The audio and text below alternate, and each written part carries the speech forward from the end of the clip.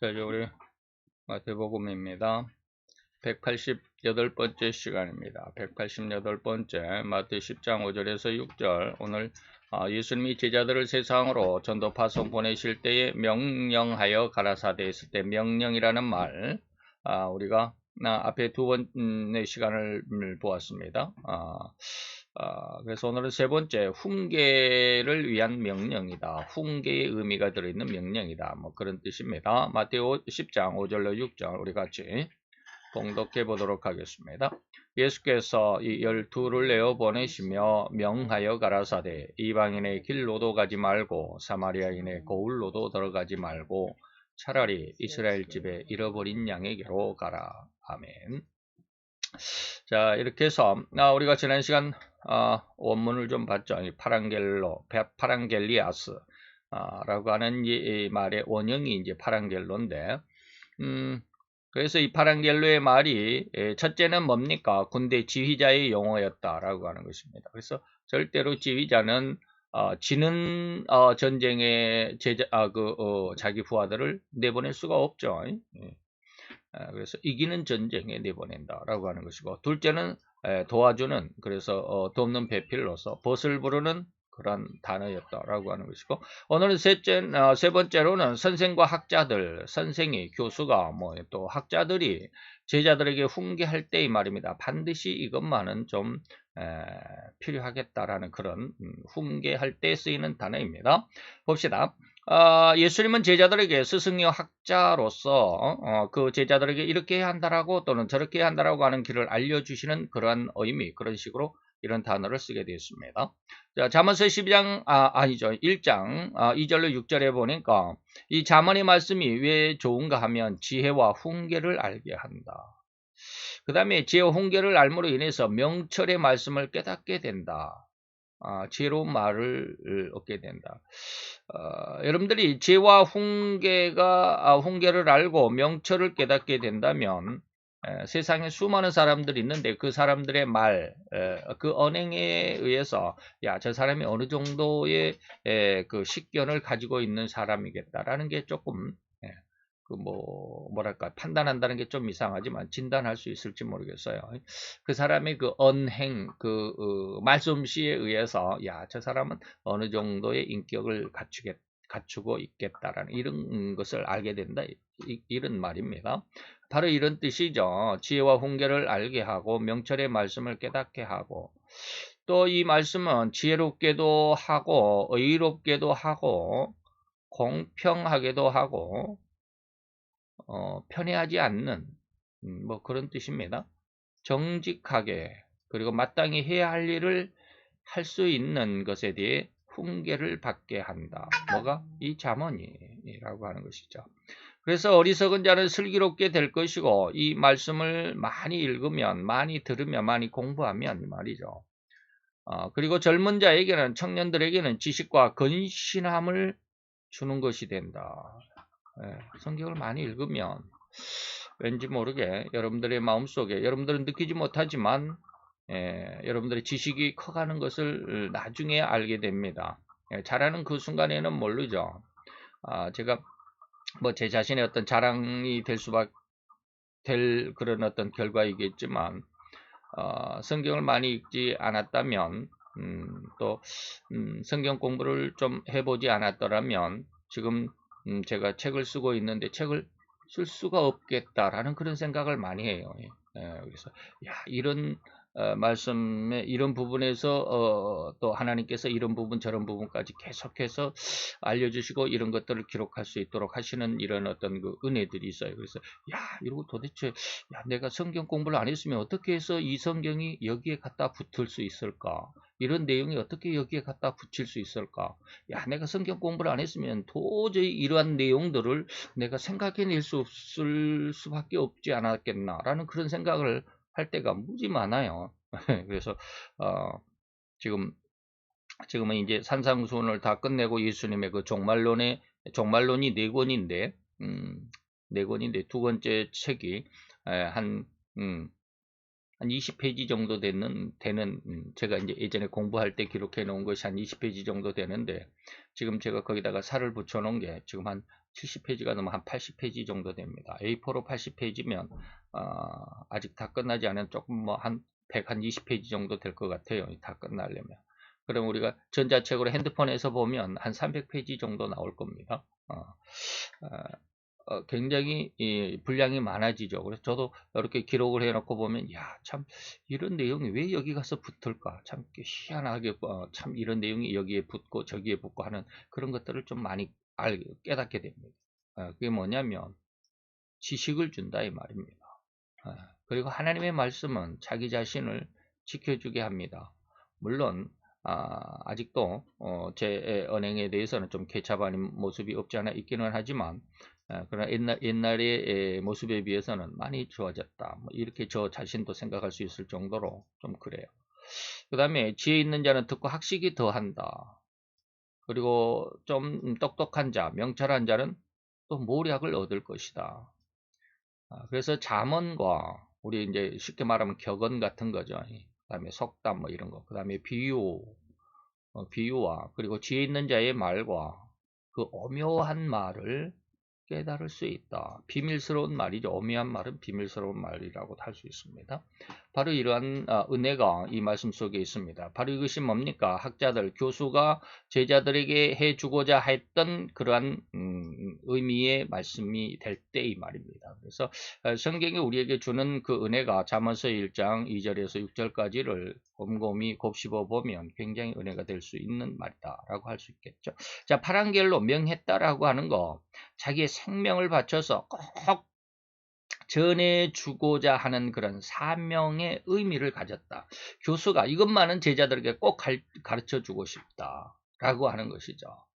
그래서 그 스승으로서 자기의 그 뭐라 그럴까, 그동안에 뭐 40년 50년 동안 그가 갈고 닦았던, 경험하고 체험했던, 그리고 또 연구하고 공부했던, 또 많이 읽고 또한 자기의 입으로 되뇌었던 뭐 이런 모든 것들 속에서 얻어지는 결과물들이 뭡니까? 교수의 머릿속에 들어 있습니다. 그래서 그러한 것들을 자기의 생명을 바쳐서 이 말씀을 꼭 전해주고 싶다라고 하는 이러한 간절함, 이 사명이 바로 이 파랑겔로다라고 하는 말입니다. 그래서 예수님께서 하나님으로서 인간들이 알지 못하는 것들을 알려주고자 했을 때 뭐요? 인간의 몸을 입고 오셨죠. 왜? 하나님으로서 인간에게 아무리 얘기를 해줘도 못 알아듣는 사람들이 너무 많기 때문에 그래요. 왜 그럴까요? 옛날 사도 바울도 그랬잖아요. 다메섹에서 사도는 그때 당시에 사울이었죠. 사울은 하나님의 말씀을 들었지만, 사울아 사울아 내가 왜 나를 핍박하느냐? 네가 열심히 한다고 하지만 너의 그 충성은 뭐다?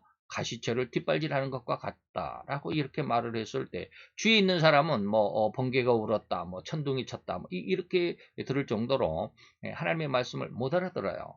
그죠? 못 알아듣습니다. 그렇기 때문에 하나님으로서 인간에게 무엇인가 하나님의 뜻을 전해주고자 했을 때 하나님 자체로서는 인간이 알아들을 수가 없어요. 하나님의 자체로서의 말씀을. 그래서 인간의 몸을 입고 오셨다라고 하는 게 바로 성육신입니다. 인간의 몸을 입고 오셔서 인간의 말로 인간에게 하나님의 뜻을 전해줄 때, 그러면 하나님은 얼마나 간절함으로 예수님께서 이 말씀하셨겠나 이 말입니다. 그래서 바로 생명을 바쳐서 꼭 전해주고자 하는 사명을 의미한다 했습니다. 그렇다고 한다면 선생이나 학자들은 그들의 후배들이죠. 제자들에게 어떤 마음으로 자기가 습득하고 숙달한 이런저런 실력과 능력과 지식을 전수하려 하겠는가 말입니다. 진실로 성실한 선생이라면 아마도 심혈을 다 바쳐서 후학들을 가르치고자 할 것입니다. 속이는 자가 아니죠. 선생은 속이는 자가 아닙니다. 지도자는 절대로 속이는 자가 돼서는 안 됩니다. 그래서 이번에 우리가 지금 3월 13일인데 오늘이 지난 4일 전에 3월 9일 날 우리나라 20대 대통령 선거가 있었습니다. 저 굉장히 아주 가슴을 찢으면서 많이 기도를 했어요. 정말 가슴을 많이 찢었어요. 너무 힘들었어요. 이 나라가 좌파의 정권에 넘어가면 반드시 전쟁이 일어날 수밖에 없을 것이다 라는 그런 말씀을 제가 많이 드렸잖아요. 그래서 좌파가 아니라 우파에서 그래서 물론 저는 국민의힘당을 좋아하지 않습니다. 예.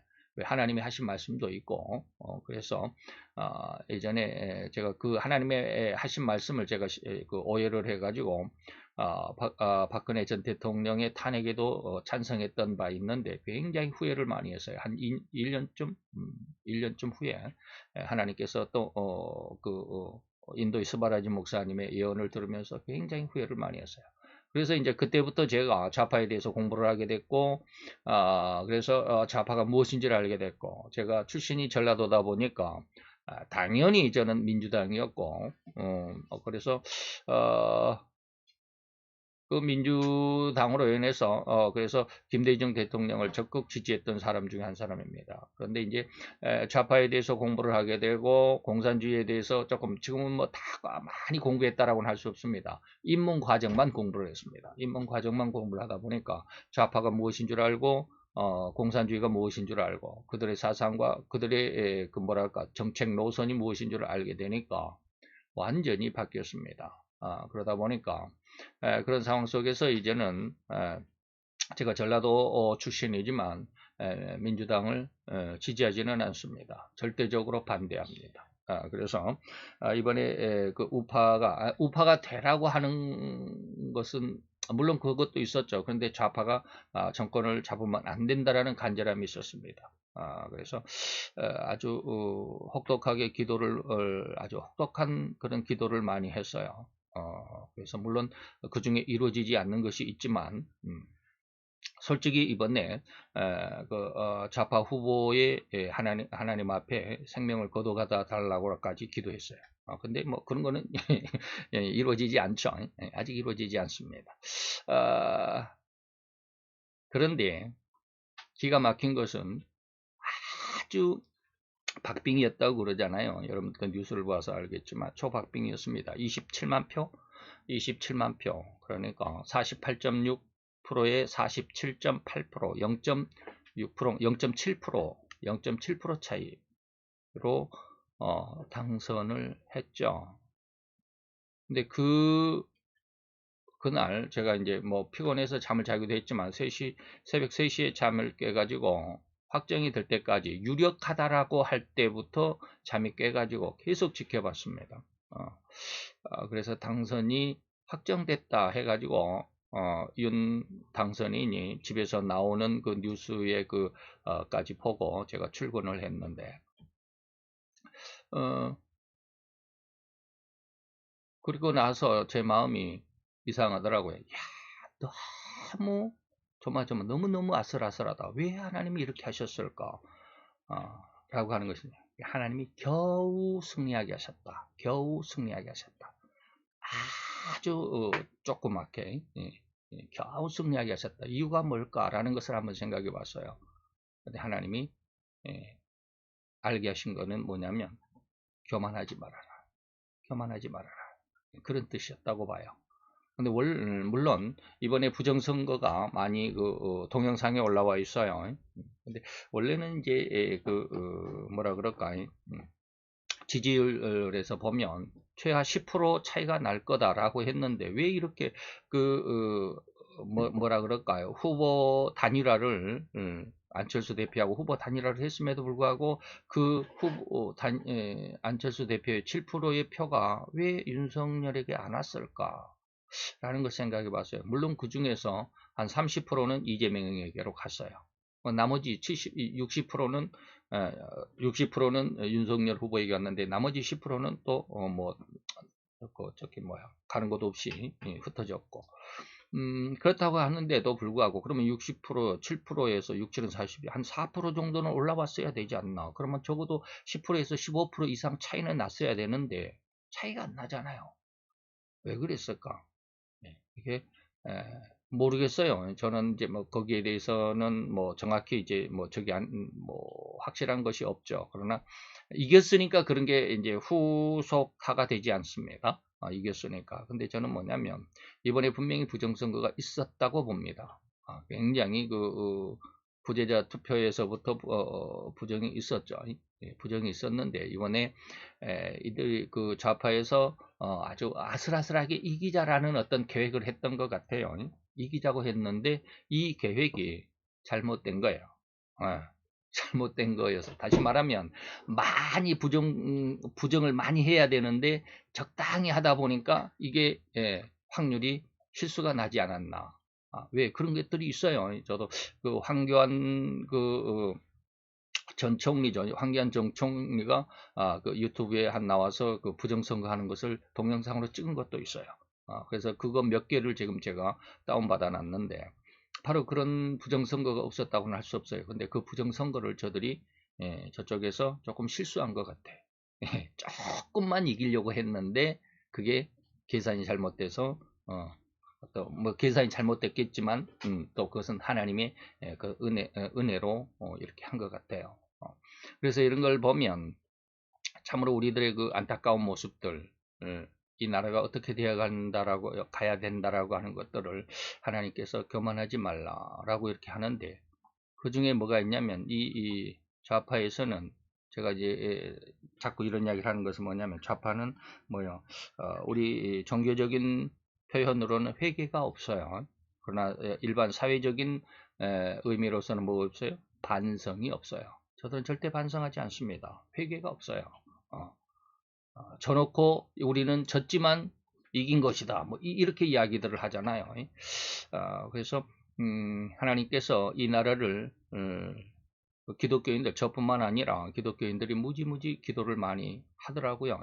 이렇게 찾아보면 기도하는 모임 단체들이 많아요. 이번 선거를 위해서 굉장히 기도를 많이 하셨던데 그들의 기도를 하나님이 들으셨다라고 봅니다.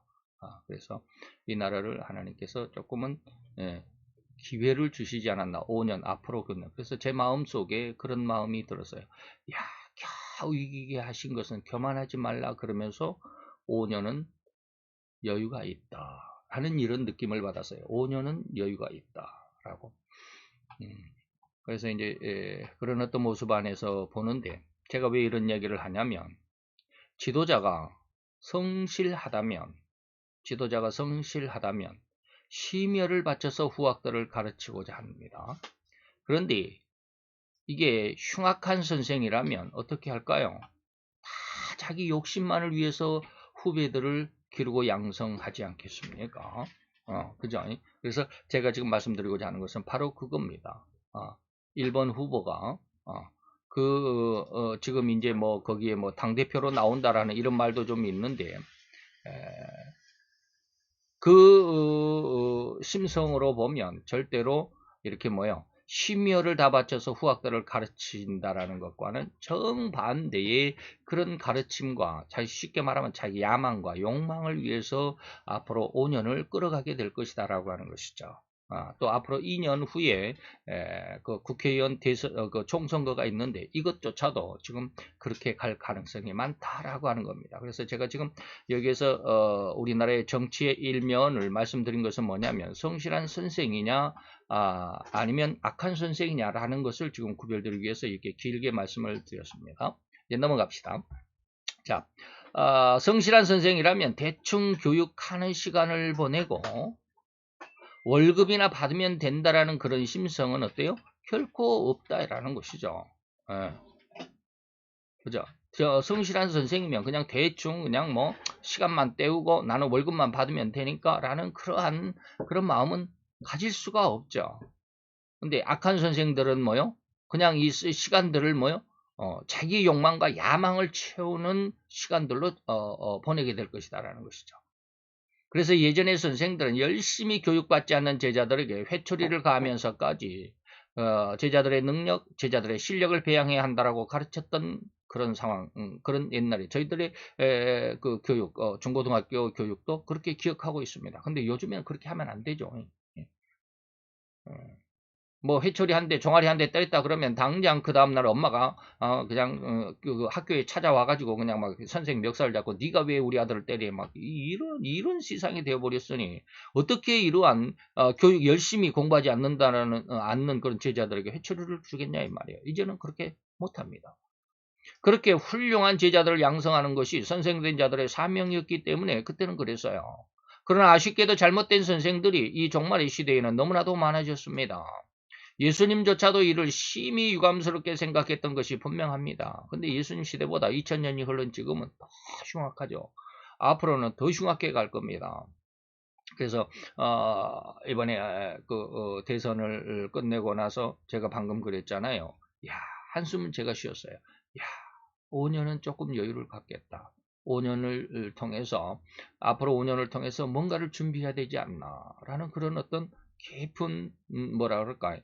내 마음속에 어떤 안도의 한숨이랄까요? 예, 좀 그래요. 그런데 반면에 뭐냐면 그런 그 안도의 한숨이 없잖아 있었음에도 불구하고 반면에는 뭐요? 이 나라의 절반이 좌파가 아닌가. 예. 물론 그들의 마음은 좌파가 아니라 할지라도 추종자들이잖아요. 저들의 선동에 속아서 지금 추종하고 있는 이 50%. 야, 이거 하나님이 이 50% 넘어가면 하나님이 징계할 수밖에 없겠다라는 그런 생각이 들어요. 그래서 굉장히 위험하다.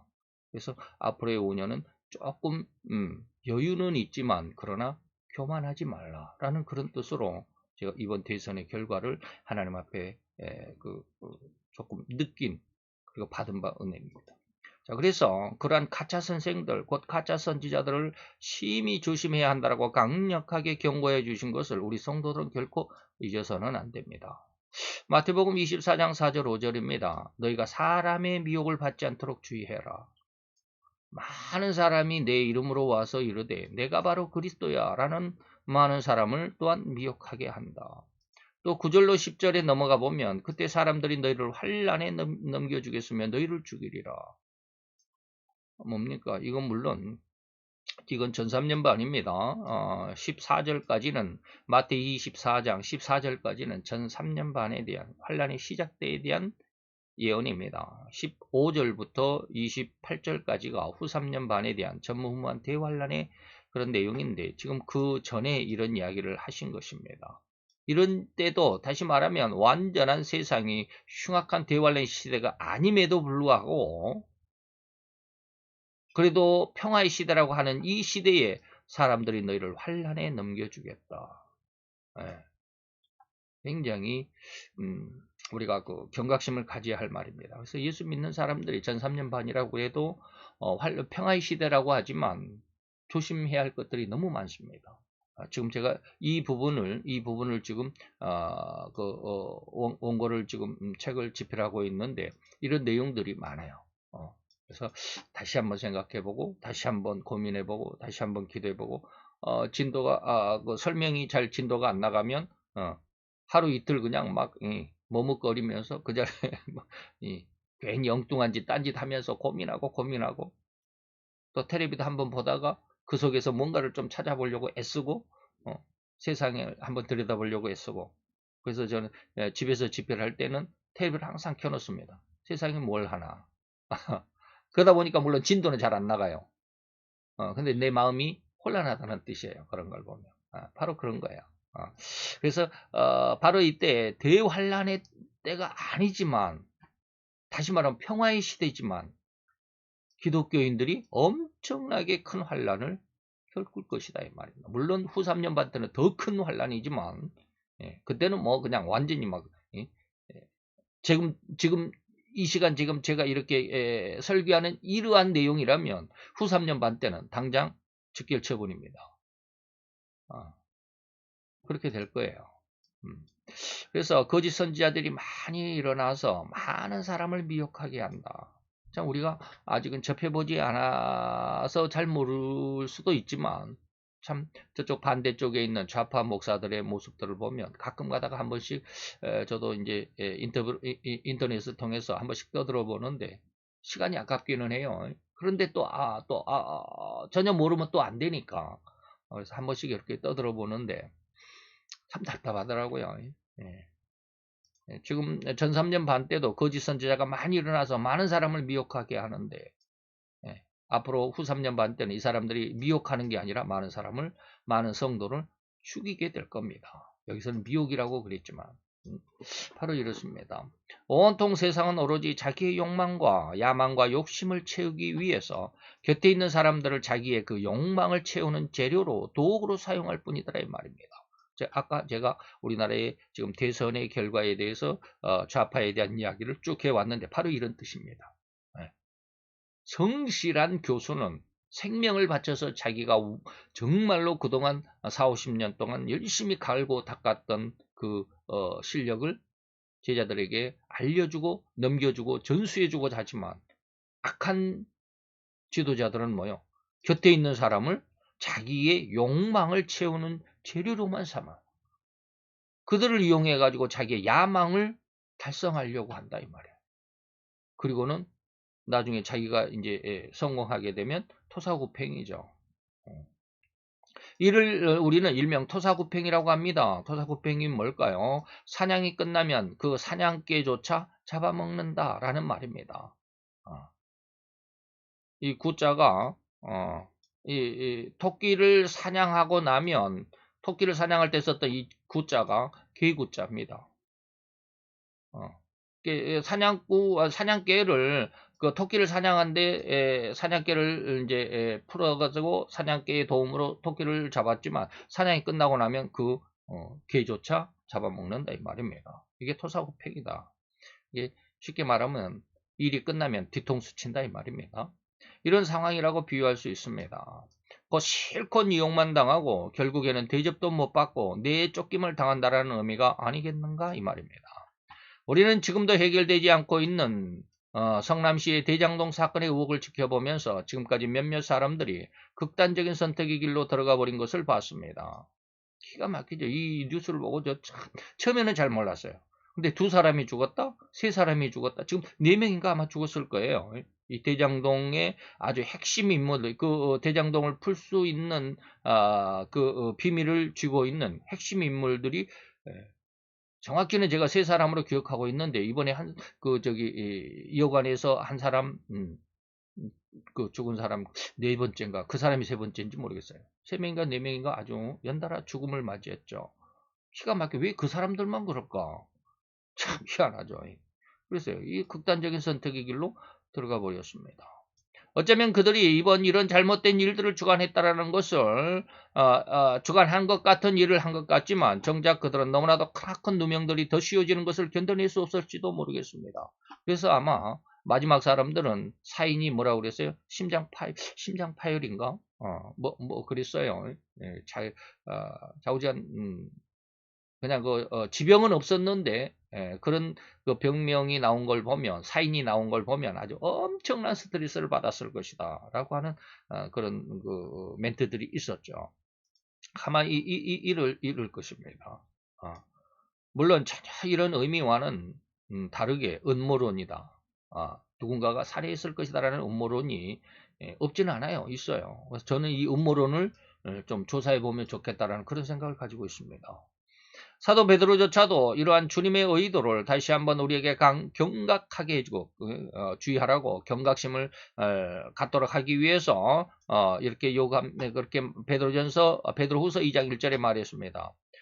민간의 세상에 이 말이요. 이 세상에 인간의 서민들 속에 거짓 선지자들이 많이 일어났다. 이 거짓 선지자들이 있을 것인데 이들은 뭡니까? 저희는 멸망케 할 이단을 가만히 끌어들인다. 이단을 끌어들인다. 자기들이 어떤 좌파 우리가 흔히 말하는 좌파 사상을 교인들에게 주입시킨다 이 말이에요. 근데 그 교회에 나가는 사람들은 몰라요. 그것이 더 옳은 줄로 알아요. 그래서 자기들을 사신 이건 뭐요? 피로 값주고 사신 이 말이에요. 예수님이 십자가에 우리 인간의 죄를 대신해서 죄값인 죽음을 죽어주심으로 우리를 생명으로 갚아주셨다라는 그래서 사셨다라는 거 사신이란 말은 살아있다라는 말이 아니라 돈 주고 샀다 이 말입니다. 그래서 자기를 십자가의 보혈로 사주셨는데 지옥에 들어가는 지옥값을 대신 지불해서 그 생명을 사서 천국으로 인도해 주신 그 주님을 부인하더라 이 말입니다. 그래서 임박한 멸망을 스스로 자취하는 자들이다. 베드로가 이렇게 말을 했습니다. 자, 진실로 이 종말의 시대에는 선생을 잘 만나는 것이 가장 큰 복이 될 수밖에 없습니다. 오죽했으면 주님께서도 사람의 미혹을 받지 않도록 주의하라고 경고하셨겠는가 이 말입니다. 그래서 선생을 잘 만나야, 목사들을 잘 만나야 돼요. 예.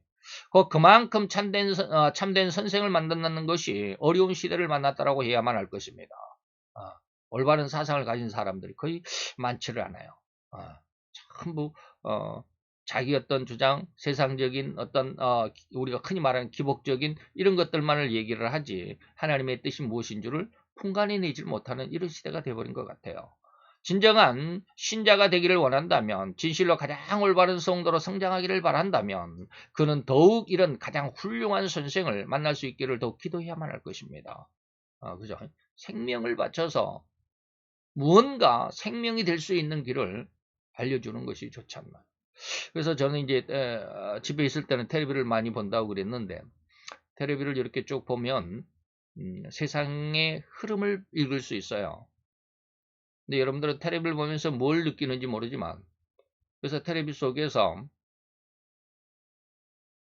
가끔가다 제가 이제 그 부자 뭡니까, 부자 농부, 부자 농부는 잘 안 봐요.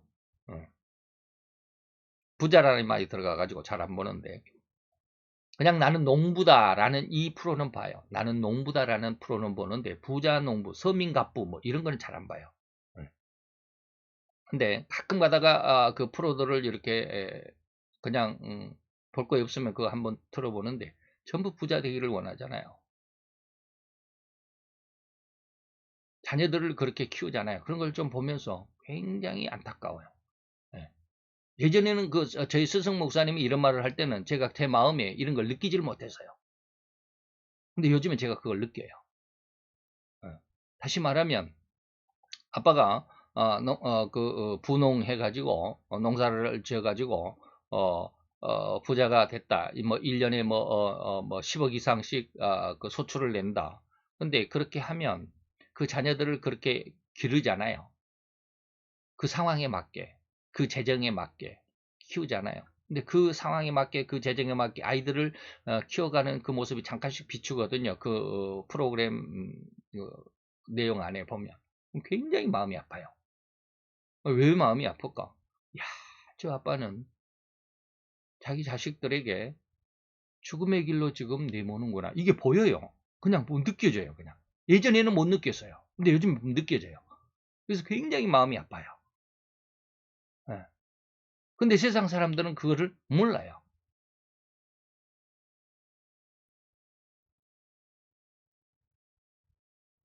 며칠 전에도 어느 시골 마을, 섬마을에 이장이 있어요. 이장이 아주 젊은 사람이 이장이 됐는데, 원래 그 토백이가 아니라 귀농을 했던 사람이 이제, 이장이 이제, 할 사람이 없으니까 다들 요즘에 뭐 섬마을, 농촌마을, 전부 다 뭐 나이 드신 사람밖에 없잖아요. 그러니까 젊은 사람이 가니까 그 사람이 이장을 하게 됐는데, 한 7, 8년 됐나 봐요. 귀농한 지. 근데 그분이 이제 동네에 할머니들, 뭐 할아버지는 안 계시더라고요. 할머니들이 그렇게 많아요. 할아버지들은 없어요. 할머니들은 이제 뭐 1년에 몇 차례씩 이렇게 뭘 하는 것 같죠. 우리가 말하는 야유회 같은 걸 하는데, 목욕탕을 이렇게 데리고 가는데, 시내 읍내로 나가가지고 이제 예, 그 목욕탕을 데리고 가는데, 가는 차 안에서 굉장히 우리가 흔히 말하는 뽕짝 노래, 그냥 막 굉장히 흥겹잖아요. 몸이 막 들썩들썩 하는 거. 그런 노래를 들어주면서 즐겁게 해요. 옛날 같으면 그냥 보고 지나갔을 거예요. 근데 그걸 보고 굉장히 마음이 아팠어요. 야, 세상은 저렇게 하는구나. 예. 저렇게 사람들의 마음을 선동하는구나. 그런데 저 상황에서 저 할머니들에게, 마을 주민들에게 생명에 대해서 내가 이렇게 성경의 말씀을 들려주면 저들은 들으려고 할까? 받아들이지 못하는 것이 아니라 들으려고 할까라는 생각이 드는 거예요. 예. 참 안타깝더라고요. 그래서 요즘 그런 어떤 내용들을 그냥 저는 텔레비를 보면 그냥 보고 그냥 즐기고 하하 웃는 것이 아니에요. 그 속에서 그런 것들을 봐요. 그래서 세상은 뭐요? 가장 훌륭한 선생을 만날 수 있기를 기도해야만 하는데, 지금은 정신이 없어요. 이런 거 없어요. 그냥 그 시간, 그 순간만 그냥 마음이 즐겁고 몸이 들썩거리면 돼요. 그런 시대가 돼버렸어요. 그런 시대가 돼버렸어요. 그래서 주님조차도 이 마지막 세상에 주수꾼들이 필요했기 때문에 가장 올바른 주수꾼들을 보내달라고 기도해야 한다라고 제자들에게 강조했습니다. 그게 마태 9장 37, 8절입니다. 이에 제자들에게 예수님이 일러주셨습니다. 추수할 것은 많대. 일꾼이 적구나. 그러므로 너희는 뭐요? 추수하는 주인에게 반드시 청하라, 기도해라. 추수할 일꾼들을 보내어 주소서라고 기도할 사명이 있다. 이런 뜻이죠. 이러한 일꾼들은 참으로 자기의 생명까지라도 아껴보지 않고 오로지 자기를 부르신 하나님의 영광의 의도를 이 땅에 실현하게 하려고 헌신하고 충성을 다하는 자들, 이러한 주수꾼들이 필요하다 이 말입니다.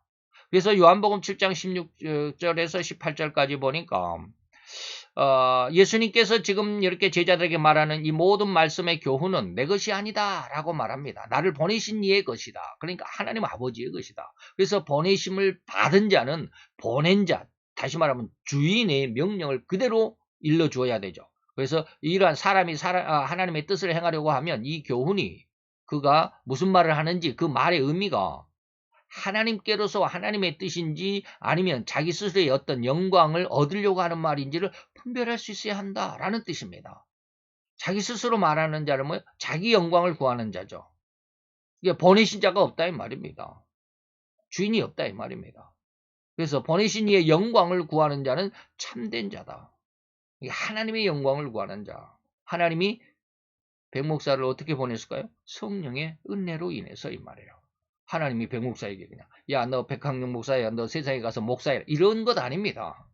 그렇게 보내신 거 아니에요. 네?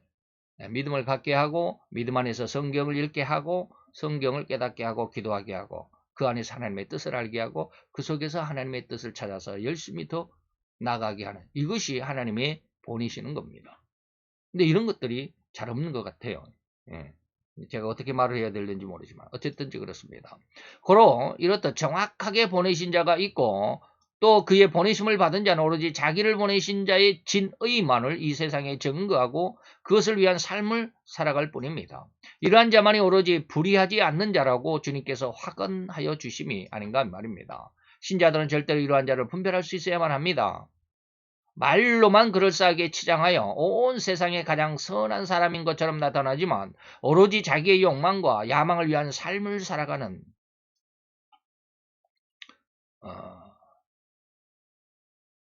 제가 또 이런 말을 해야 될는지 모르지만 지금 대선에서 1번을 달고 나왔던 이런 사람의 모습 굿바이 이재명이라는 책을 읽어보면 명확하게 알 수 있습니다.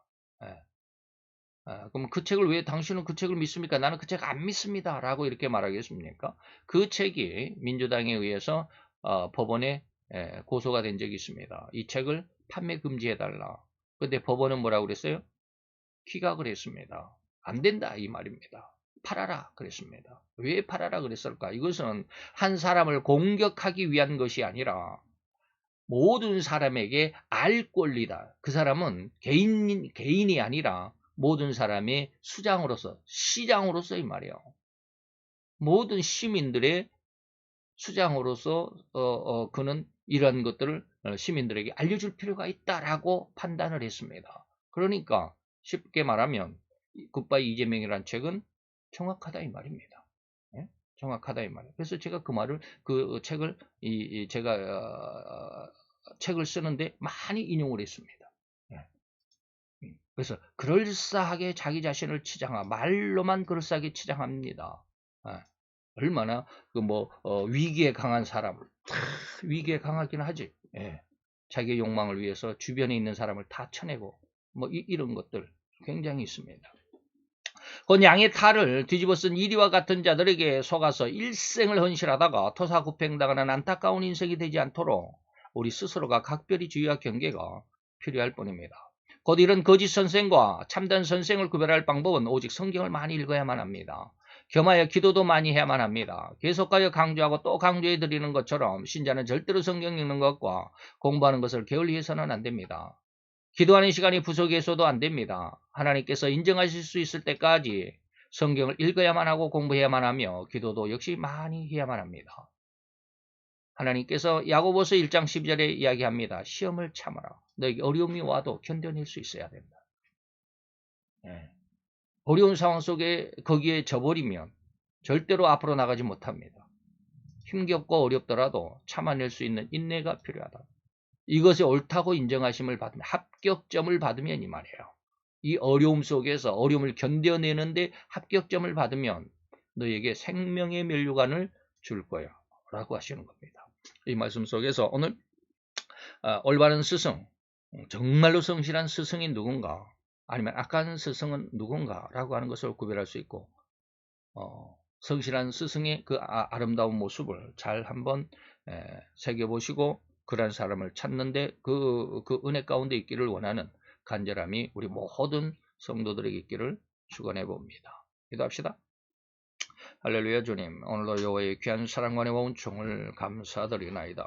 주의 영광 앞에서 오늘 이 시간도 하나님께서 우리로 하여서 반드시 전해 주어야만, 생명을 걸고라도 이 말씀은 꼭 전해 주어야만 하겠다라고 하는 그런 간절함의 의미로 제자들을 이렇게 명령하였나이다. 그 말씀 속에 그 의미와 그 뜻을 다시 한번 새기면서 이 시간 주님 앞에 있어 싸우니 우리 심령 속에 이 귀한 하나님의 생명을 주시면서까지 주시고자, 알게 하시고자, 깨닫게 하시고자 했던 이 말씀을 우리로 더욱 읽게 하시고 공부하게 하시고 연구하게 하시고 기도하게 하시는 귀한 은혜로 임하게 하여 주시옵소서. 예수 그리스도 이름으로 감사와 기도드려 싸움나이다. 아멘.